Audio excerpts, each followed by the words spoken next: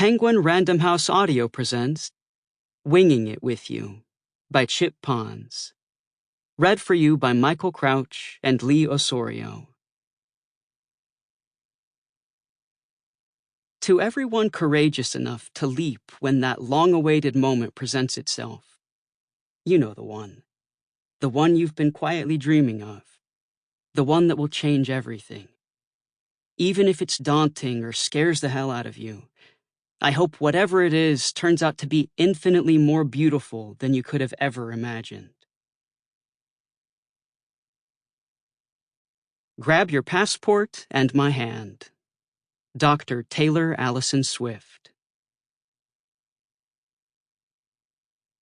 1. Asher. Boston Logan International Airport, Terminal E, Boston, Massachusetts. I'm sorry, Asher, but I can't go on this trip. The last words I expected to hear coming out of my long-term boyfriend's mouth at the airline ticket counter.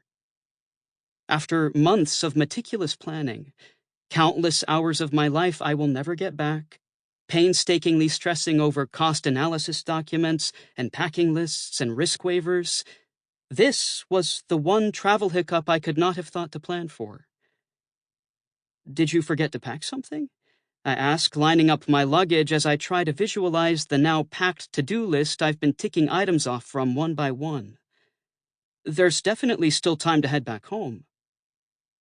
But when I turn back toward him, there's something about the way his overplucked eyebrows are pinched together that tells me a different departure is on the horizon.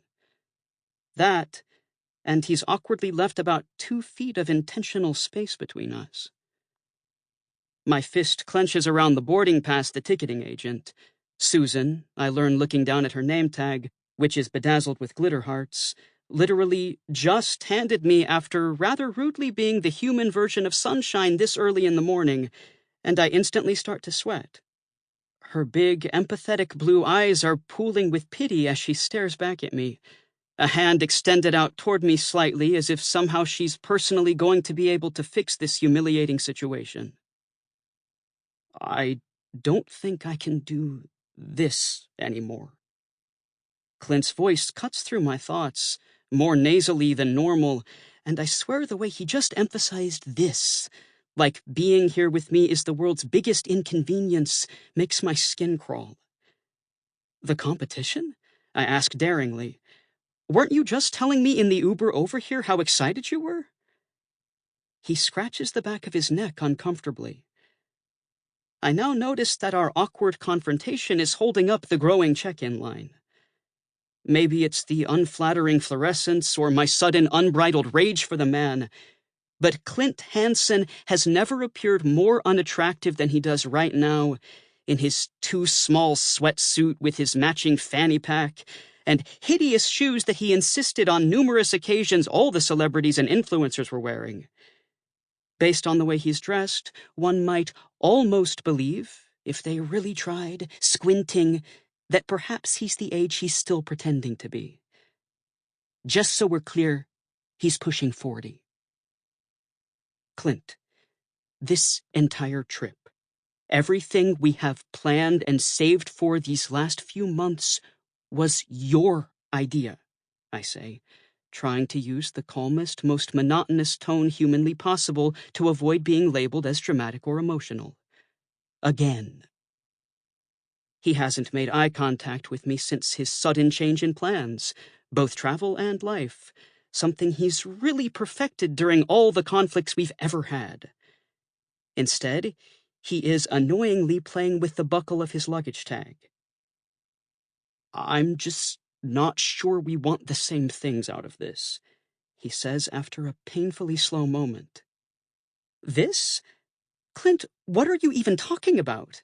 What is it that you wanted, I ask, putting aggressive air quotes around the word, when you signed us up for this competition? I take a deliberate step forward. Or better yet, what about these last 7 years? What's changed about what you've wanted this whole time? Clint stands in silence as my questions are left unanswered. I have spent the better part of the last decade carefully molding myself into the perfect boyfriend for him.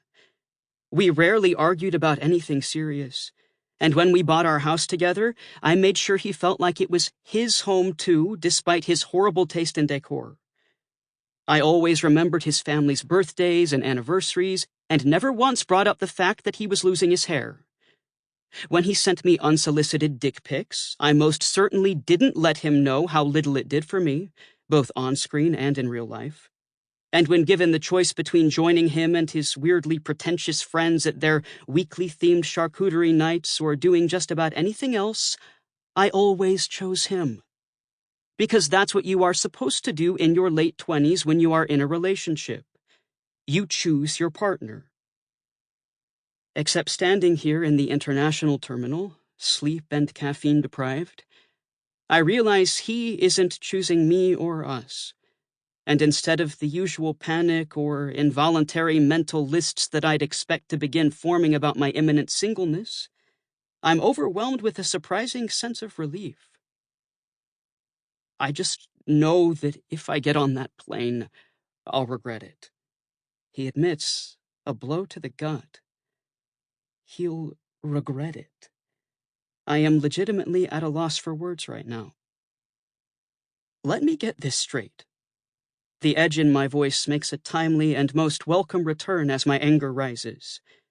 I notice a few onlookers are now being far less subtle about their interest in our pre-flight drama. Somewhere between me sucking you off last night after making sure all our stuff was packed, and this morning, several teens waiting with their families can't choke down their laughter at my lewd bluntness, and it only sharpens my resolve. You had some soul-shaking revelation that you, the one and only Clint Hansen, can't do this anymore. He stumbles toward me, nearly tripping over our luggage. Keep your voice down, he hisses through thin, dry lips and narrowed eyes. Ah, that's right. He'll do anything to avoid the world's perception of him being tarnished. Why don't we go outside and talk about this? Somewhere private. An almost feral laugh escapes my lips. The life I had been meticulously cultivating was just obliterated in an airport terminal, and I'm laughing. There's absolutely nothing to talk about. You decided you can't do this anymore, I say, waving my hands between the two of us. So we aren't going to do this anymore. End of discussion. I turned to try to divvy up our matching luggage, another unnecessary purchase to appease him, pushing mine toward Susan, who tags each of my overly crammed suitcases one by one. What are you doing? He asks, looking between me and my luggage in confusion. I have a plane to catch. He grabs my arm before I can turn to walk away. You can't be serious. Let go of me, Clint, now. Sensing the growing number of eyes on us, including those of a very concerned Susan from behind the ticket counter, he thankfully listens. Asher, just hold on. Give me a moment to explain. His tone and gaze soften as we seem to be entering the eye of the breakup storm that's been violently building around us. For the briefest of moments, I'm tempted to hear him out. Considering all the time we've invested in each other, I should, right? There's even something behind his tired brown eyes that I can't quite put my finger on. Something I haven't seen in a long time. Compassion, remorse, perhaps even regret? You can't do this alone, he says. Well, that lasted all of 2 seconds. Fucking watch me, Clint. I spit back, and the nosy teenagers, who now feel like my brothers in arms, hoot and holler. Turning away from him, I storm off toward the escalator with the cheers of approval solidifying my decision and strengthening my resolve. Excuse me, sir, Mr. Bennett, Susan yells after me, hurrying around the ticket counter. You're going to need this. She places my passport in my hand. I stare at the cheesy cover, a recent and thoughtful gift from my mother, one of a matching set whose twin is safely tucked away in Clint's pocket. I run my thumb over the phrase she printed in small gold script. Away we go. Thank you. And away I go. After barreling through security... Sample complete. Ready to continue?